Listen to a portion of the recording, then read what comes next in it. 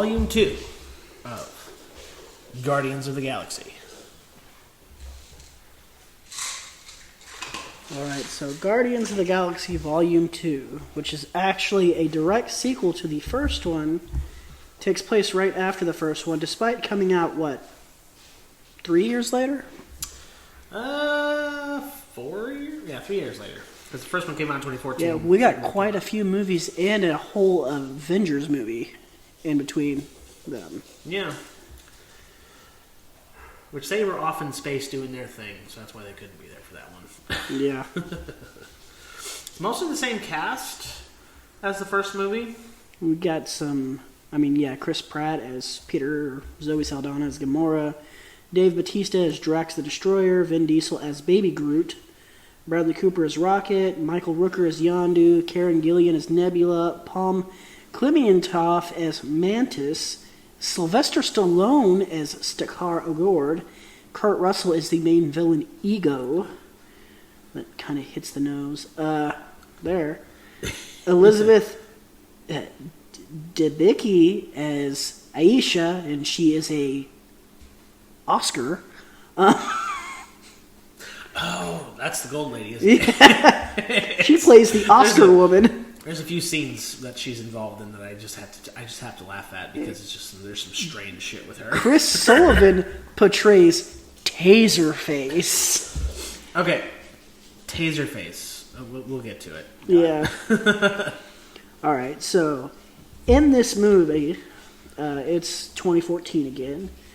Peter, Gamora, and Drax and Baby Groot are renowned as the Guardians of the Galaxy. I'm reading this off of Wikipedia because I don't want to have to go over this in my head again. Yeah.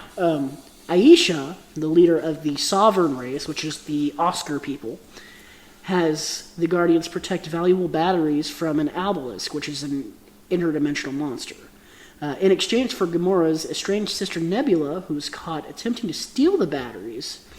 So we get that whole fight scene at the beginning of the movie with another musical intro. That scene is done very well. It is done pretty good, and it's done from Baby Groot's perspective. Yes, and Baby Groot is hilarious in this scene.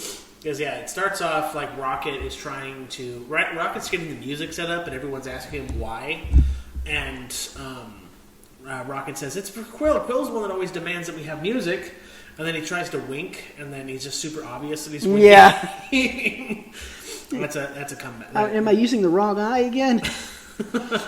I do like whenever they're after they kill the monster. Drax is like, I have to go inside the beast. Its skin is too tough from the outside. I have to kill it from the inside. They're like, the skin is just as thick from the inside as it is from the outside. Yeah, the whole scene is it's hilarious. And then afterwards, they're talking to Aisha, and she's like trying to hit on Peter. Well, Peter hits on her, and then she reciprocates. Yeah, and then he looks over at Gamora, and Gamora kind of gives him a dirty look, and he's like, "Oh no, yeah. That would be repulsive." And then later in the movie, Peter's trying to apologize to Gamora for it, and she's like, "I don't know what you're talking about." That's actually something we didn't bring up in the first one. Is that Peter is kind of like a womanizer character. Yeah. In the first scene in the first movie when he's trying to escape, there's this girl in this ship that he completely forgot was there. He's trying to remember her name, and he's like, So yeah, it's Gamora knows that he's a womanizer. And she calls it pelvic sorcery in the first movie. Yes. But it's she's trying to play it off like it didn't bug her because she knows what he is. Yeah. And Peter's a bit of an asshole in some of these things. So they get Nebula back. After that, they reveal Rocket has stolen some of the batteries for himself, and the Sovereign attack their ship with a fleet of drones. And that whole situation is kind of funny too, because Rocket's like, "Good, I finally get to kill some guys," and they're unmanned drones. Yeah, he's just going and firing at them. And then they're trying to fly through that meteor. It's like a quantum Yeah. meteor field is how they It explain it. looks cool on the screen. Yeah, I mean, it's just like meteors jutting back and forth with magic, space magic. And Peter and Rocket are arguing about who's the better pilot, and they keep going back and forth, taking the controls away from each other. and it eventually causes them to crash. Yeah, and while they're doing this, Drax has decided to rope himself to the back of the ship to shoot down some drones. Yes, he ropes himself to the back of the ship, and it's to shoot the one drone that they can't get off their back. Yeah. And this introduces a very important thing that I have to bring up, is the little hockey puck spacesuits that they can stick anywhere on their body. Because he just walks up, because Nebula's like tied to a thing, and he just walks up and grabs this little thing and sticks it on his back, and it creates a bubble around him that allows him to survive in the vacuum of space. And potentially survive multiple impacts with trees. If you want to say that that's the reason why he survives the crash landing later. But he jumps out of the back of the ship, and he says, "Die, spaceship!" And then I do think it's funny, though, after he shoots that spaceship, like, all those people are gathered around the guy who's controlling that one spaceship. Yes. And they're like, "You suck." But then they get out of the asteroid field after they hit one of them, and there's just an entire another squadron of that. And then Ego shows up and destroys the entire fleet, like... Yes. He just snaps his fingers in space, and they all just blow up. Yeah, it blows them all up. Yes. And so he goes and sees them after they've crashed. Well, I want to talk about a couple things as they're crashing, because it either shows that Drax is insanely resilient to damage, because they also go through a gate, one of their jump gate things, with Drax out of the ship. So he survives that, and then they crash land on the planet, and they show this scene of Drax still dangling from the back of the ship, bashing from tree to tree to tree to tree. And he's laughing. And he's laughing the entire time. So, is he just that resilient, or is it the spacesuit? He's too dumb to die. Because he can take some serious fucking damage if that's the case. And then, after they crash land, Rocket is trying to tell them how they survived, because they don't know that Ego showed up to kill him. Only Rocket saw him. And Rocket described him as the tiny man. I'm sure he's bigger up close. Yeah, that whole back and forth is hilarious, too. So he arrives, he identifies himself as Peter's dad, and he invites Quill, Gamora, and Drax to his home planet. He also has Mantis with him. Yes. So they, and this isn't on the Wikipedia thing, but during like this whole series of events, Peter has to think about it, and Gamora is actually like the one who convinces him to go, despite her having like her own daddy issues and whatnot. Yeah. And she says one of the, like, I think it's probably one of the better lines of this movie, not as far as like funny goes, is the, if he ends up being evil, we can just kill him. Yeah. If he ends up being evil, we'll just kill him. Yeah. But, and it's funny though, because like you can tell throughout that entire scene that she's got feelings for Peter, and it's very clear in that scene. So they decide to go, and when they're on Ego's ship heading to Ego's planet, Mantis is explaining that she's an empath, and Peter and Drax have this bet going. This like Drax thinks it's like to keep her from hitting her head on a door or some crap like that. She has the antenna. Yeah, and Peter is like, if it's anything else, I win. And then she's showing them how her powers work, and she puts her hand on Peter, and she's like, "You feel love." He's like, "Oh yes, I guess I have like a general, undying love for human." No, sexual love. And then she points at Gamora, and she's like, "For her." And Drax just, she just told everyone your innermost secret. That is the funniest scene in the entire movie. Yes. And I will say, this is the peak of Drax in this movie, and it is a steady downfall for me. Yeah. The rest of this movie for Drax. Well, it's also funny when they're sitting by but I mean, Drax isn't really that prevalent in the rest of the movie, but it's funny whenever they first meet Mantis and they're at the campfire, and she's looking at Rocket, and she goes, "Can I pet your puppy?" Rocket tries to bite her. He's like, "That is called a practical joke. I just came up with it." And so, Yeah, Rocket and Groot stay behind and repair the ship. Yes, What's Rocket and Groot happening? stay behind. Now, during all of this happening, we're shown a scene of Yondu on basically like a space brothel planet, Yeah, with like robot hookers or whatever, and he runs into other Ravagers, and they specifically get mad at the establishment for serving Yondu. They specifically say, "You just lost all the business of the rest of the Ravagers by serving one." yeah, you lost the business of 99 Ravagers by serving one, and he's going to leave, and then Yondu yells at him, and then you find out honestly, it's kind of dark for Yondu that he was trafficking kids. Yeah. Well, that's the thing. He was trafficking kids specifically for ego. Yes. And he says he never knew what was happening to the kids. He was just one of the people that ego was hired him to come get the kid and bring it. Yeah, and Sylvester Stallone's character makes a great point though. He's like, you didn't care because it made you rich. Yeah. And yeah, I think that's one of the better scenes in this movie too, because like, the Ravagers are supposed to be despicable, but they have a code. Yeah. And Yondu broke that, and the code is you do not deal in kids. Yeah. That's the main thing. Now, I do have a complaint here, because watching this movie again recently, it felt like to me in the first movie that Yondu was just a Ravager and there was nothing really crazy about him, or nothing like the other Ravagers didn't like him. In fact, I actually had assumed in the first movie that the other Ravagers that show up to help the Nova Corps were like other Ravagers, and I didn't realize they were all his crew, basically. yeah, no, Yondu has like a whole army that works for him almost. Because it's almost like a retcon in that way, because he seems like he has a ridiculous amount of people that work under him, and in the second movie it's confirmed that it's just his guys, not the rest of the Ravagers. Yeah.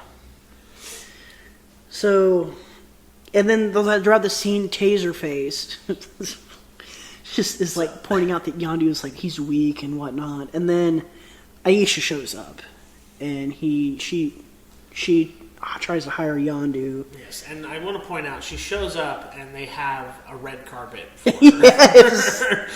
And that gets jammed, and they spend like a minute. And that joke I think runs a little too long in that scene. Run too long. This is where James Gunn gets into that. If he finds something funny, he runs it into the ground. And the Taserface joke. The Taserface is the worst culprit of it until it gets to the third movie. There was one scene, I can't remember when it happens, but there's one scene with Aisha where she's like trying to get some information, and she just like her face is looking directly at the camera, but her eyes are completely turned. And she's like, "Who did it?" It's such a weird shot, but she just does that eccentric shit. That's why she now has a red carpet on the snow. Yeah. So, let me do this. It says here, Aisha hires Yondu and his crew, who have been exiled from the greater Ravager community for child trafficking, to recapture the Guardians. They capture Rocket, which that scene is really cool. Rocket just fucking with them. Yeah, that whole scene is pretty cool, and also shows just how technologically advanced Rocket is. Yes. He's got some insane abilities just based off the tech that either he creates or he steals, or I don't know how he gets this stuff. Yeah.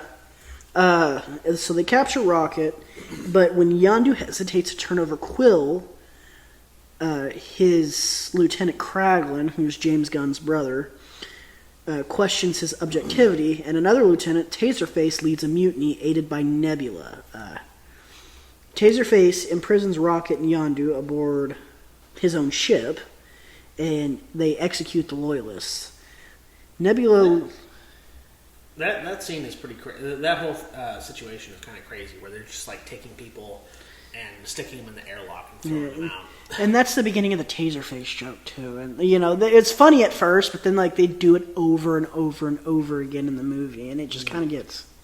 Yes, he's a big stupid guy, and his name is Taserface. Yeah. Nebula leaves to go find Gamora, and she's talking about what she's going to do with Thanos. Oh yeah. After I kill my sister. Kraglin's like, "What are you going to do when you leave here?" She's just like has this deep dark thing about how she's going to do this and then she's going to kill her father, and she's like super ridiculously serious. And he was like, well, I was thinking maybe you'd buy a hat. Something to make all the other girls go, ooh, this is nice.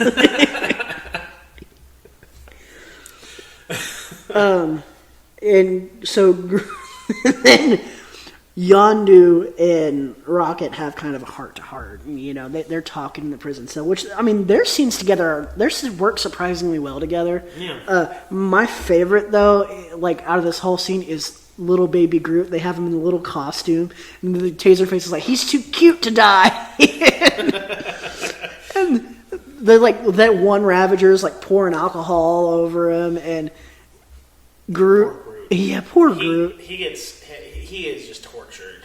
And then they try to, they're trying to have Groot go steal something. He's coming back with random shit. He comes back with a desk, and then a severed human toe. And Rocket's please tell me you just have a drawer of toes somewhere. And then he's it's in the dresser. And Groot goes to get the fin, and he sees the fin, and then he grabs something else. Yes. And then Kraglin is the one that shows up and tells him about the fin. So we find out earlier in the movie that the arrow that Yondu uses is controlled by the red fin thing on his head. Yeah. And I think the prototype fin that they're trying to get Groot to find, I think is more comic book accurate. It is. Okay. It is way more comic book accurate. Because in the first movie, it's just like a little mohawk. Little mohawk thing Yeah. that sticks out. And in the second movie, it's like a full-on fucking giant 80s mohawk thing. So they break out, and this is where Yondu deals with that mutiny pretty well. yes, it's how in the freaking world is this arrow this fucking powerful? That is by far one of the most powerful weapons in the entire universe as far as one person's ability to deal damage. And the arrow, it can't even hear him whistling. Yeah. In these other rooms. So he has to be whistling to the fin. Yeah. But yeah, no, he kills so many people with it. He has the highest kill count in the entire movie. And Rocket is helping him out in this bit too, because Rocket's they eventually, because it's all done to a musical number. Yeah. And they get to this room at the end, towards the end, and Rocket starts firing through the door to kill dudes as well. And there is one scene with Groot that I really like, because he finds the guy who poured alcohol. Yes, I was about to mention that too. And he just chases him down and freaking throws him off the balcony. Yeah, Baby Groot straight up murders somebody in this movie. Baby Groot, that was a cool scene with Baby Groot. He got to get back at the guy who was fucking with him. So, and while this is going on, we get a little bit. Ego kind of explains his backstory. It says Ego, a godlike celestial that manipulated the matter around his consciousness to form his home planet. He explains that he projected a humanoid guise to travel the universe and discover a purpose, eventually falling in love with Peter Quill's mother. We'll find out the exact, that's not true. Yeah. Well, it is true to an extent, but we'll go over that. Ego hired Yondu to collect Peter after Meredith's death, but the boy was never delivered. And Ego has been searching for him ever since. He teaches Quill to manipulate the celestial power, which they finally play catch, which is such a cliched scene. Yeah, it's very cliched. Then, so a bunch of stuff starts happening. Mantis starts feeling really guilty. While this is happening, Nebula shows up to try to kill Gamora. Yes. And that scene is you can really feel how fucking pissed off Nebula is at Gamora. It's one of the better scenes of the movie too. Yeah. Their fight, and then eventually, they get to that point where she's and this is a point I'm going to make later, is there are a lot of really good emotional beats in this movie, and this one is one of my favorites, is where Nebula is you wanted to win, I just wanted a sister. And it's oh man. Yeah, because we find out, kind of known this, but Thanos, both Nebula and Gamora are daughters of Thanos. And he basically pits them against each other. And every time one of them loses, he changes a body part, but it's always Nebula that loses. Yes. So Nebula has been very slowly turned into this cyborg-style thing that she is, because Nebula always lost to Gamora. And Gamora was so focused on trying to survive that she never stopped to think what Nebula wanted, and Nebula actually wanted Gamora to just be there for her. Yes. Basically. It's a very emotional scene. That's the biggest things I like about these movies. Is that and Gunn is so good at that. Yeah, he's very, very good at that. They have very strong emotional scenes. And let's see here. I do have to say, finding out we did kind of just gloss over to find out that Peter Quill's dad is a fucking celestial. Yes, he's like, because Peter's like, "You're a god," and he goes, "Oh, small g." Small G god. And I will say this: that's kind of crazy. Kurt Russell plays Ego very well. I do enjoy Kurt Russell. I enjoy Kurt Russell as an actor. So yes, Peter's dad is celestial, and he explains how he has been on his own, and he just doesn't know his purpose. And he creates this entire planet around his brain that basically is floating in the universe. So he's a celestial, not like whatever the celestial that Nowhere was, because Nowhere has like a skull. Yeah, and the Celestials also appear in one of the worst MCU movies, The Eternals. I don't know if I'll ever watch that. I don't think I will, unless I have to. I mean, yeah, we're gonna review it at some point. That'll be fun to tear apart because I hate that movie. But he's like a brain. Yeah, it's weird. I wonder if he was like around the brain of a Celestial that just somehow kept its consciousness, maybe? I don't know. They never really explain that because it's like all the other Celestials are these big, like, mechanized beings that are bigger than planets and can create universes. Yeah. And then there's Ego. But yeah, I mean, they go through this whole thing. We have that scene where Drax is like, "Did you make a penis?" That's one of those really fucking weird scenes where Drax where Drax brings that up. Like, "Did you make a penis?" "Yeah, I have a penis." And Peter's like, "I don't want to hear about how my parents made me." And Kurt Russell's like, "It's not half bad." And Drax is like, my father used to tell me every winter solstice he would tell the story of how I was procreating." One of my favorite, I don't remember which movie this is from. I think it's from the second one whenever Drax is talking to Peter about Gamora and he's like, "You need to find a woman who's pathetic like you." And then he's talking about how his wife like never danced, and he's like, "Oh man, that sounds hot." And Drax is like, "It would make my nether regions engorge." Yes, it would. Peter looks so uncomfortable. It's true, because also throughout this entire movie, Drax is constantly talking about how horribly disgusting Mantis is. Yes! That one part, he's like, "I just imagined myself with you." Alright, so Nebula and Gamora fight, and they end up in a cavern filled with a bunch of skeletal remains. While that is going on, Mantis is tells Drax what's going on, but you actually don't get that revealed to you through either of them. You get them revealed through Ego, who actually just straight up tells Quill that he's been planting seedlings on thousands of worlds so he can terraform these planets into new extensions of himself. Yeah.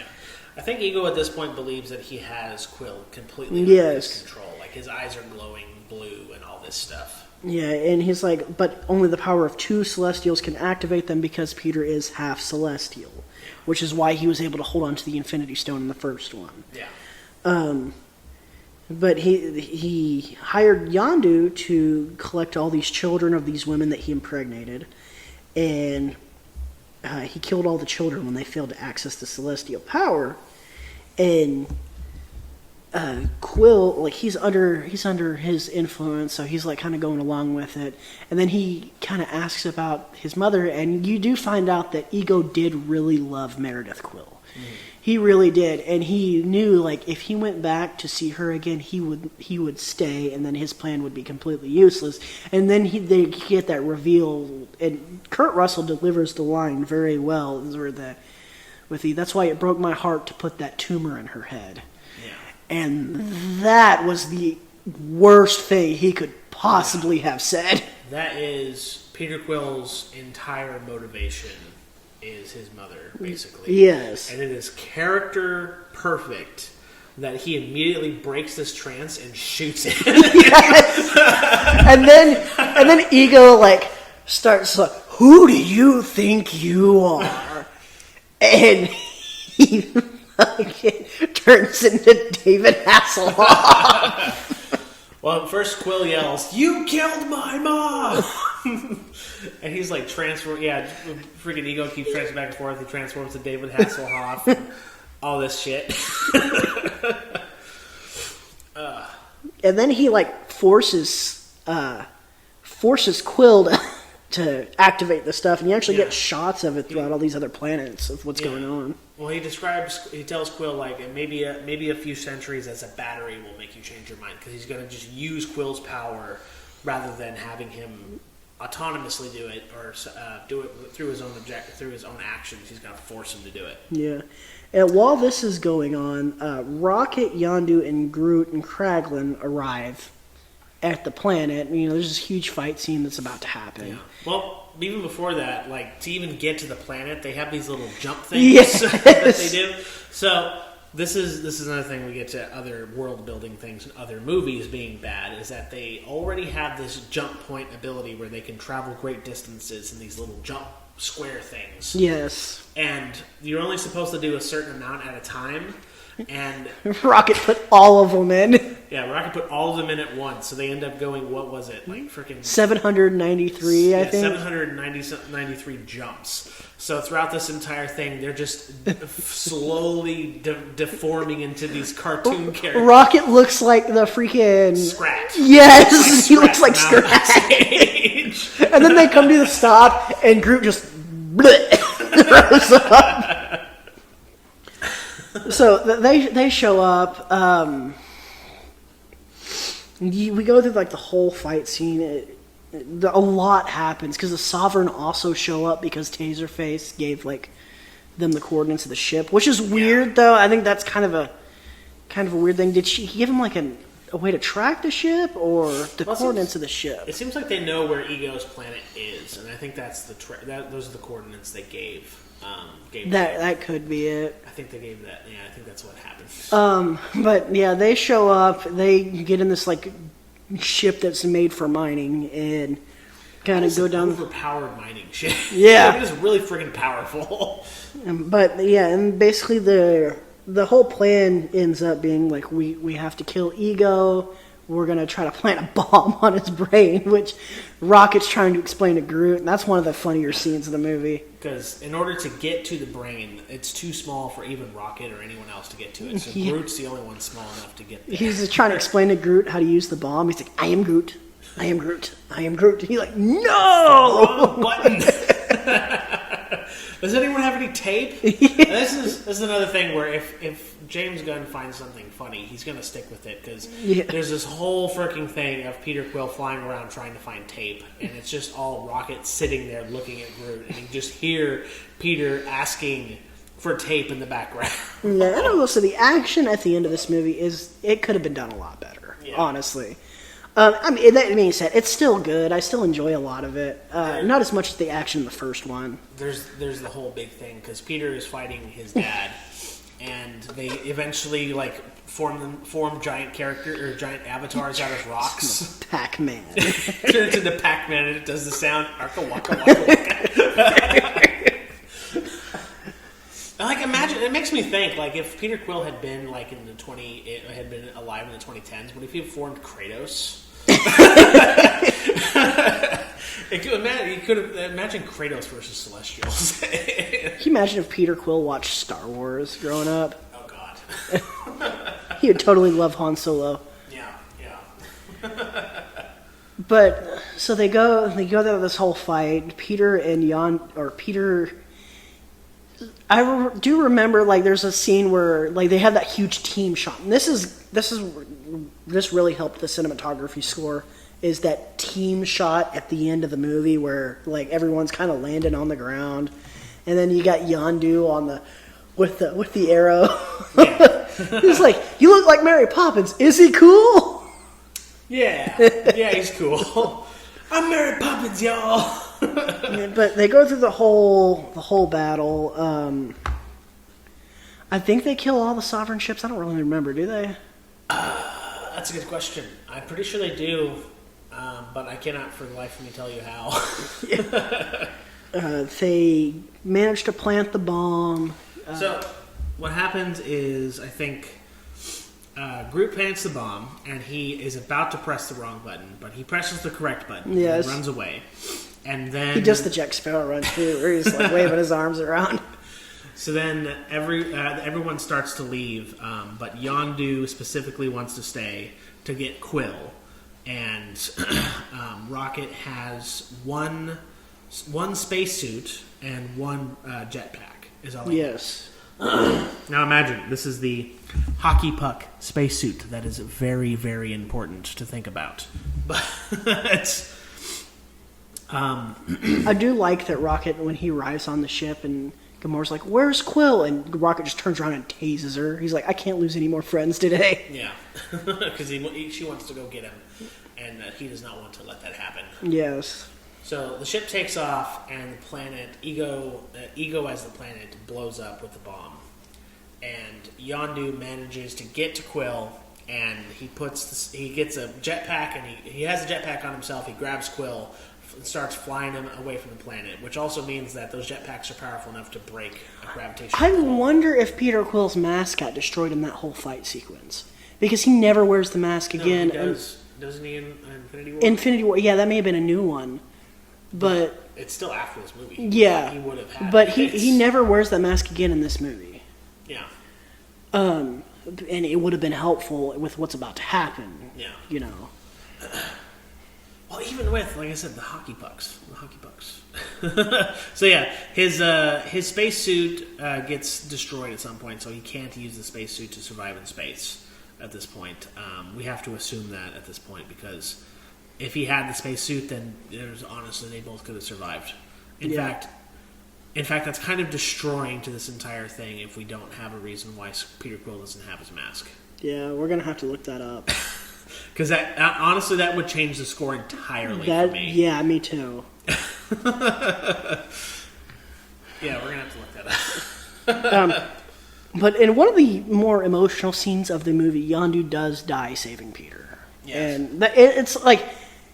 It's a very well done scene, I think. It's just, we got to figure out this mask thing now. Yes. Okay, the helmet was destroyed when Ego threw Quill backwards, cracking and breaking it into two in the midst of the battle. Okay, so they do it. Yes, because that's very important, because if that didn't happen, then yes.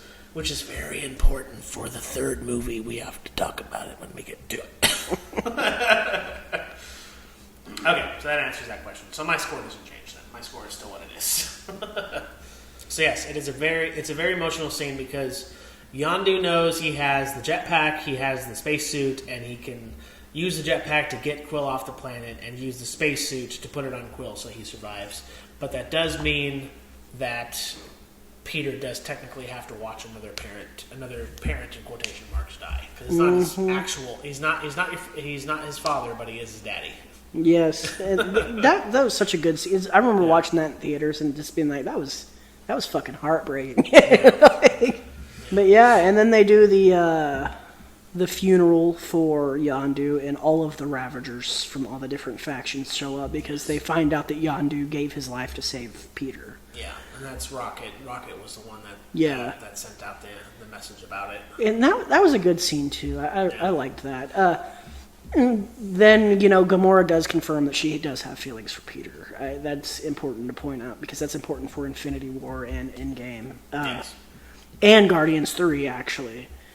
Then we get into the end of this movie. And this is one of the problems I have with this movie is there's 5 post-credit scenes. There's 5? There are 5 post-credit scenes. I can remember 2. Yeah, there's the one where the original Ravagers are all getting back together because they want to steal some stuff. And then you have the one where Stan Lee is talking to the Watchers. Okay, I don't remember that one. I thought that happened during the jump scene. It does, but it shows it again. Oh, okay. And then there's a couple. I can't remember them all off the top of my head, but yeah, there is a ton of post-credit scenes in it. The two that I remember are the one with Kraglin using the arrow. Yes. The only other one I remember is the very end one where Aisha creates Adam Warlock. Yes, creates Adam Warlock, which the Marvel Cinematic Universe proceeds to completely fucking forget about until 2023. Yep.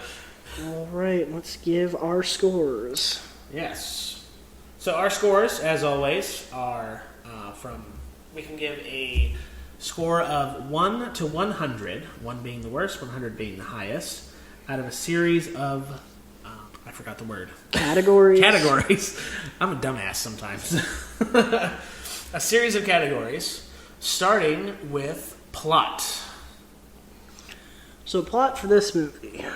I like this movie. I really do. It compared to like the dog water we've been getting lately, and I think that probably played into, because I watched this again lately, and that probably played into why the score is probably a little bit higher than it should be for me. But I'm going to keep it just because I'm going to stick to my guns here. I gave the plot an 80. 80? Yeah. Okay. Now, I thought that this plot was a massive downgrade from the first movie in my mind. I think you saw how high I gave the plot for the last movie. I gave it a 90. Yeah. I gave the first movie a 72. I gave the plot for Volume 2 a 55. Okay. It is very slightly above average as far as plot is concerned. It just kind of loses its mind a couple points in the fact that they made Peter Quill as Celestial. Honestly, and here's the thing, I don't know about you, but I know nothing about the comics. I think that's probably why my score is a little bit higher too, because I'm a huge nerd when it comes to these comics. I watch the, shout out to Comics Explained. I watch his videos all the time. Yeah. I know very little to nothing about the comics, so this is based entirely on what I see in the movies. Yes. I can't base it off anything else. Which will be interesting when we get to the Harry Potter series, because I'm a massive Harry Potter nerd. And I am not. My wife loves Harry Potter. Yes, my wife loves Harry Potter, and I like Harry Potter. Even though I can completely recognize Harry Potter as bad in a lot of ways. But, anywho. That'd be a fun one to go. We should watch all those movies. Yeah, those are good. Those would be fun ones to go through. Get them to watch them with us, Yeah. Now, plot, I gave it a 55. Next up is story structure. How well was this story told? So, story structure. I gave this one a little bit better than the plot. I gave it an 82. 82. Yeah. I think the story was pretty well told. Definitely nowhere near as well told as the first one, but still much better told than the plot, or what the plot actually is. So I ended up giving story structure a 67. Okay. Next up is characters. A lot of the characters are really consistent from the last movie. I gave the characters an 85. What did I give the characters from the last movie? I actually gave it a higher score than the last movie because I like the villain a lot more in this movie. Because I like Kurt Russell. That's just it. I like Kurt Russell. It's interesting because we've kind of reversed here, because I actually gave a higher score for the first movie, but you gave a higher score for the second movie. So, I gave the characters a 75. Okay. Most of the characters are all very much... they're all very much consistent from what they were before. Like, even though Peter Quill is insane, it's insane that he's a part god, but he is still his same character. Gamora's the same character. Drax is the same character. But the thing I had to give it lower scores for was eventually Drax got to the point where I hated him because he would not shut up. Yeah. And that was his only point of being in the movie, was to just uproariously laugh constantly. And it got so grating on me in this most recent watch through. When I first watched it, I loved it. I loved Drax a lot, but this most recent watch through, he just gets so grating on my nerves. And it doesn't help that we just watched the next one too. Yeah. And thinking back about it, it's like, yeah. I also hated Taserface. I didn't like Taserface either, but Taserface he really was kind of a non-factor for me because I didn't really care about him at all. Yeah, but he was basically the secondary. He was the third antagonist because we had 3 different antagonists in this movie. Yeah. And the Sovereign, they were fine. It's like, so I say I had to give characters a lower score because of a lot more about the added characters than about the characters we already had. All right, next up is world building. World building, I gave it an 80. I gave it an 80, but that being said, there's a lot of stuff that I think they just kind of went over the top with, throwing the Celestials in there and whatnot. But at the same time, it's like I don't feel like we really lose much with this movie. Yeah. With world building, for me, the Celestials being a thing, which we already knew from the first one because of Nowhere. But the fact that Ego's entire plan is to create this, he wants to create himself over the entire universe. So he's been going around putting himself on planets. So Ego wants to spread himself across the universe, and because he's planted his seed in a bunch of planets. Yes, and women. Yes, he's planted multiple seeds. He's very seed happy. He's a gardener. But I don't know. I feel like it's like I said. That's just why the world building for me was less in this movie than it was in the first one. So I gave world building a 67. Okay. Next up is the acting. This is the highest score I gave this movie. The acting, score, and cinematography, I gave really good scores, and the special effects because they're all pretty decent. The acting in this movie, though, it's good. It's good. I do enjoy. I'm a sucker for a lot of these classic actors like Kurt Russell, and Chris Pratt does an awesome job in this movie. Yeah, he does. He does a very, very good job, and so does Bradley Cooper as Rocket. Yes. Yes. So they stand out very, very well for me, and so does Nebula in a sense. This movie is a very well acted movie. I gave it a 95. 95? Yeah. Right. Whenever you have standouts like that, though, that's what that can drive up the score for me personally. Yeah. For me, acting was very much on par with the first movie, with a couple of maybe potential small things. So I ended up giving acting a very slightly lower score than my previous one. So I gave it an 80. Okay. All right. Next up is special effects. Special effects in this movie are on par with the last movie, honestly. Really have no complaints about the CGI. The only complaint I would have is the scene where they're going through the jump gates, and like we said, it's cartoonish. Rocket looks like frickin' Scrat from from Ice Age. Yondu looks wonky. That whole thing, it looks really frickin' wonky. Yeah, and the only reason I didn't really count off points for that is because I kind of feel like that was kind of the idea behind it. But other than that, I liked a lot of the special effects. I gave it a 90. Ego's Planet is strange. As far as special effects, because it's got all kinds of crazy plants and stuff all over it. Although I actually wanted to bring it up when we talked about Gamora and Nebula fighting. Why the fuck is Gamora just out in the middle of this fucking field in the middle of fucking nowhere? She's nowhere. That is a good question. She is nowhere near the house. Well, I know her and Peter got into a bit of an argument, so she left. She left, but she left and decided. Imagine if I left here and decided I wanted to go out to a fucking farm. You think she was walking around singing Green Day in her head? I walk a lonely road. I don't know. So the special effects for me in this movie, they're very good still. Like I said, everything in this movie is almost a slight downgrade for me. Yeah, and wait till we get to the third one, because holy crap. So the special effects for me in this one got a 72. 72? Oh, that's pretty high. Still a good score. Yeah, that's pretty high for you. Next up is music. Music. I like the music in this one. Music is essential for these movies. The first one I gave a score of a 97. This one, the music is still really, really good. I gave it a slightly lower score in this one at a 93 because it's not as prevalent, but it's still very, very good. Yeah. I have the same feeling. Music is not quite as... in the first movie, it was such a perfect marriage of the plot and music that it made perfect sense. In this movie, it almost feels like the music is just there because the first movie did it. Yes. So I completely agree. Good. Yeah, and he does a good job. James Gunn, he does a very good job of putting the music in the scenes and using it to benefit, but the music's just not as good. in this one. Yeah. But it's still very good. Like, yeah. I think it's going to compete with the first scene of Guardians, or the first musical number in the first movie where Quill is dancing to. yeah. And I will say this, we didn't mention this in the last one. The musical closeout, the Ain't No Mountain High Enough, that song. Yeah. In the first movie is also a very well done scene. I really enjoy that. It makes you feel good as you're walking out of the theater. Yeah. Yeah. This movie, as I walked out of the theater, I felt sad. Yes. Because of Yondu.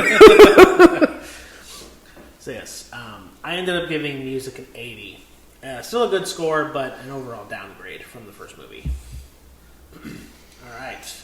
Next up is cinematography. Cinematography. I feel like my score on this one should be a little bit lower, but again, I'm just going to kind of stick to it until I rewatch this movie. I give it a 94. 94. I like a lot of the stuff they did. I like a lot of the shots that, they give you. That being said, I mean, it's... What did I give the first one? Yeah. I actually gave it a higher score in this one than the first one. First one I gave it an 83. Yeah. Oh. I refuse to elaborate any further. Sometimes that's how I feel if I give a score. It's like I feel like this is the score I want to give, but I can't give you a reason as to why. Yeah. That is just the score, and that is where subjectivity comes in. Yeah, I think a lot of it had to do with like a lot of like kind of the big shots on Ego's Planet. I really liked some of those, and then there's a lot of like really cool like lights and stuff, especially during the Yondu massacring his own men.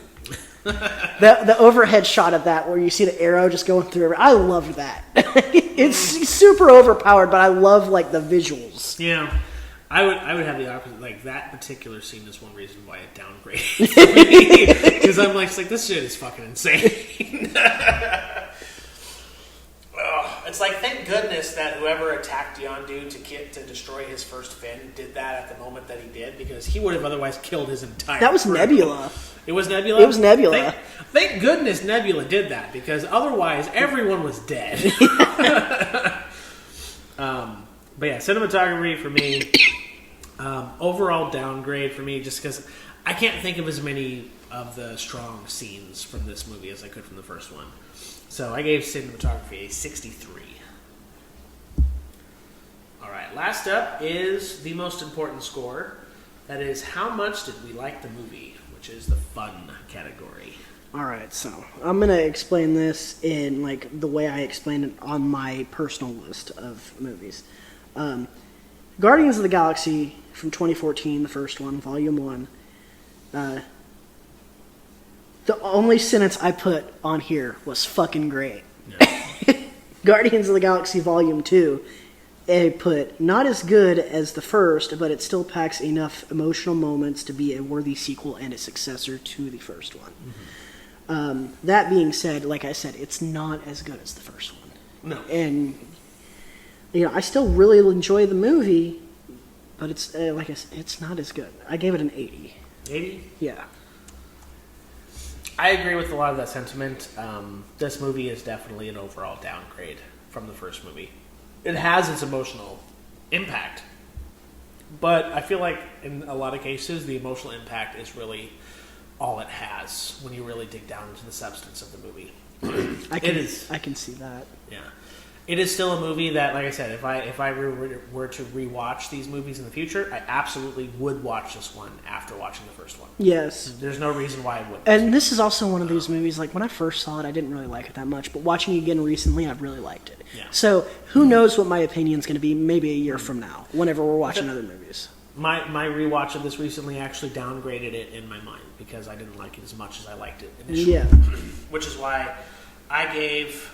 Volume 1 got an 85 from me, but Volume 2 gets a 78.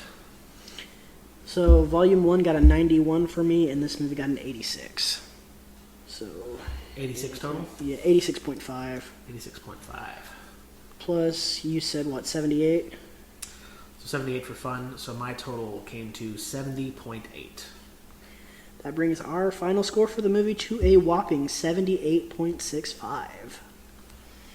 And where does that place on our list? At the moment, That actually, so on our list, we currently have 9 movies. And as I said in the last video, we've reviewed a lot of Star Wars movies together, but we haven't released those yet, and those will be released. I'm not going to spoil what's where. Guardians of the Galaxy Volume 2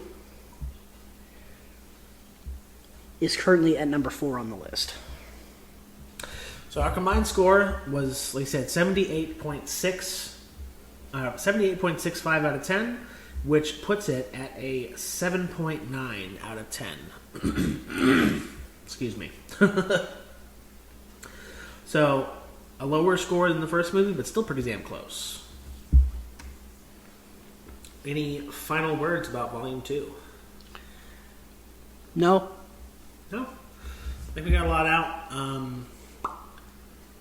That was, I mean, it's a great movie. Like, I still like it a lot, but it's just nowhere near as good as I remember. Yeah, it's not as good as the first one, but I mean, a lot of sequels, fall into that trap. I think the only MCU sequel that doesn't fall into that trap is The Winter Soldier and Civil War. That'll be a fun discussion to get to, because Winter Soldier is an interesting movie in that I hated it when I first watched it. I liked it when I watched it again, but now I hate it again. Really? Yeah. The Winter Soldier, honestly, it's one of my favorites. It's good in a lot of ways, but there's a lot of shit in that movie that we have to discuss. It's going to be fun doing that one and Civil War. Yes, I love Civil War. Civil War is awesome. Actually, Civil War is probably number 1 in the Marvel Universe for me. Civil War is in my top 2, definitely. Yeah. I don't know for sure what's number 1 yet. For me, it was between Civil War and Infinity War, but I need to rewatch both of them to make a decision on that. But Civil War is so good. It is really good. So, remember to like, comment, and subscribe. And thank you for watching this Random Onion production. And we'll see you in the next one. Yeah, check out our OnlyFans.